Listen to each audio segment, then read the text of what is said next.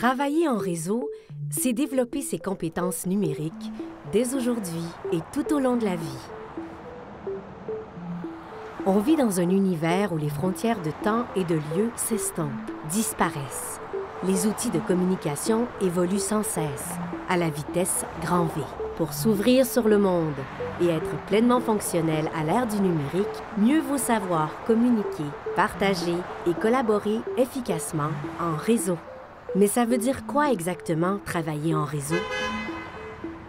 Cela veut dire communiquer à distance, savoir entrer en relation avec d'autres personnes à l'aide d'outils numériques pour transmettre ou obtenir de l'information ou pour échanger avec elles sur un sujet donné.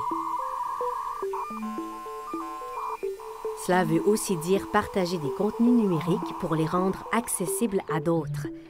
Des contenus et de l'information de toutes sortes, dans différents formats.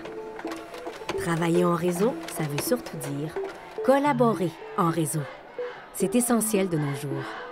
Il faut échanger des idées en concertation, en équipe, à l'aide d'outils numériques, et chacun doit contribuer à la réalisation d'une production commune. Oui au numérique en réseau pour s'interconnecter et se simplifier la vie. Le travail en réseau exige des habiletés techniques, organisationnelles et relationnelles.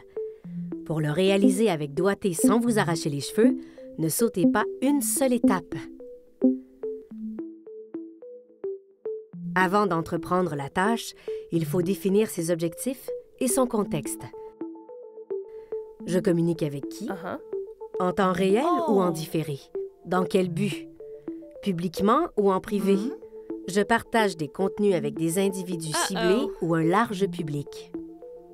Quelles sont les particularités de l'information recueillie, traitée ou produite? On ne partage pas n'importe quoi avec n'importe qui, n'importe comment et n'importe où. Dans quel contexte évolue l'équipe pour collaborer? Quels seront les objets de travail communs? Quels sont les enjeux liés au temps? Puis vient le moment de sélectionner l'outil de communication ou de partage qui répond le mieux aux destinataires ou aux interlocuteurs. Dans le cas d'un projet collaboratif, on prépare aussi l'environnement qui conviendra parfaitement aux personnes impliquées. Il existe une panoplie d'outils offerts dans votre milieu ou gratuitement sur Internet pour travailler en réseau. Afin de choisir le bon, on tient compte du contexte qu'on a préalablement spécifié et d'une foule de facteurs tout aussi importants. Pour communiquer ou collaborer de façon asynchrone, c'est-à-dire en différé, à des moments différents, on choisit des outils en fonction de ce mode. Et pour communiquer et collaborer en temps réel, des outils synchrones. L'info nuagique est une option incontournable. Enfin, pour les projets d'envergure, on choisit un environnement de partage qui offre une variété d'outils intégrés et qui facilite la gestion des accès et des versions.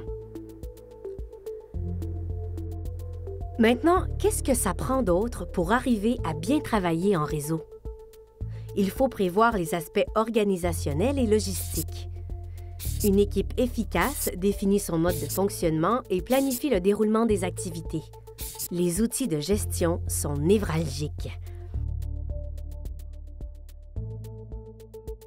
Ne négligez surtout pas les aspects techniques. Pour tirer profit du véritable travail collaboratif, préparez le lieu d'échange virtuel. Déterminez le matériel requis et faites les vérifications nécessaires au bon déroulement des activités. Ça y est! Vous pouvez maintenant exploiter les fonctionnalités des outils choisis pour établir la communication, effectuer le partage de fichiers ou de contenus web. Tirez profit aussi des fonctionnalités d'édition de contenu collectif et de celles qui permettent d'animer une rencontre virtuelle ou d'y participer. Respectez la netiquette. Soyez pertinent, concis, efficace et clair dans vos communications. Assurez-vous que vos messages soient transmis dans une langue appropriée. Pensez aux autres, vous faites partie d'une équipe. Vous êtes au service d'un projet. Ah oui! Organisez le fil de vos communications et gardez des traces pour en assurer le suivi. Conservez aussi les résultats du travail réalisé collectivement. Faites le nécessaire pour que les membres de l'équipe aient accès au contenu. Les technologies favorisent la mise en commun des résultats de chacun. Les membres d'une équipe peuvent construire ensemble des savoirs et des contenus. Les technologies améliorent l'efficacité et la rapidité des interventions. Exploitez le potentiel du numérique et adoptez les meilleures pratiques. Découvrez les nombreux outils disponibles et intégrez les plus appropriés à votre coffre à outils.